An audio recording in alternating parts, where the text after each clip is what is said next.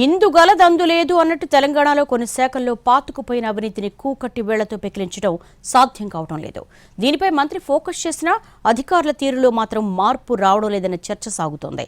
ఇంతకీ ఆ శాఖలేంటి, అందులో జరిగే అవినీతి రేంజ్ ఏంటి? ప్రభుత్వాలు మారినా, పాలకులు మారినా కొందరు అధికారుల అవినీతి మాత్రం ఆగటం లేదు. అందులో Telangana revenue, municipal, stamps and registration శాఖల్లో అవినీతి భారీ స్థాయిలో జరుగుతోందన్నది బహిరంగ రహస్యం. ఇక స్టాంప్స్ అండ్ రిజిస్ట్రేషన్ శాఖ విషయానికొస్తే స్వయంగా మంత్రి పొంగులేటి ఇప్పటికే పలుమార్లు అధికారులను హెచ్చరించారు. వారి పనితీరుపై నివేదికలు తెప్పించుకుని ఎంక్వైరీ చేశారు. తరువాత సమావేశం నిర్వహించి హెచ్చరికలు జారీ చేశారు. మారకపోతే స్వయంగా తానే ఏసీబీకి పట్టిస్తానని స్ట్రాంగ్ డోస్ ఇచ్చారు.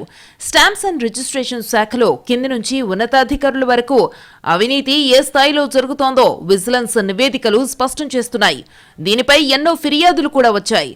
సబ్ రిజిస్ట్రార్ కార్యాలయాల్లో అవినీతి సర్వసాధారణమైన డీఐజీ స్థాయి అధికారులు సైతం డబ్బులివ్వనదే పనిచేయటం లేదనే ఆరోపణలున్నాయి.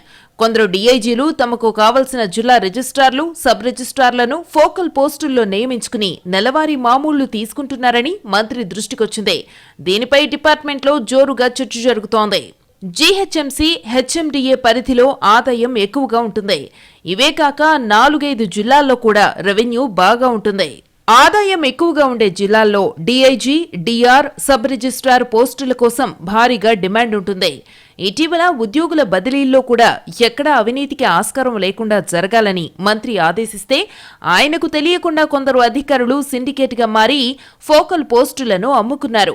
బదిలీల్లో అవినీతి జరిగిన విషయం మంత్రికి తెలియడంతో కొందరు అక్రమార్కులపై వేటేశారు. అయినా కొందరు డీఐజీలు ఇంకా అదే పద్ధతి కొనసాగిస్తున్నారని ఉద్యోగులు ఆవేదన వ్యక్తం చేస్తున్నారు.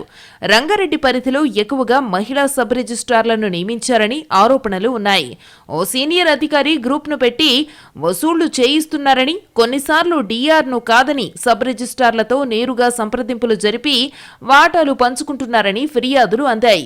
ఇవన్నీ మంత్రి పొంగులేటి దృష్టికి రావడంతో సీరియస్ వార్నింగ్ ఇచ్చారు. దీంతోనైనా అధికారుల్లో మార్పు వస్తుందా లేక ఏసీబీ రంగంలోకి దిగుతుందా అనేది చూడాలి.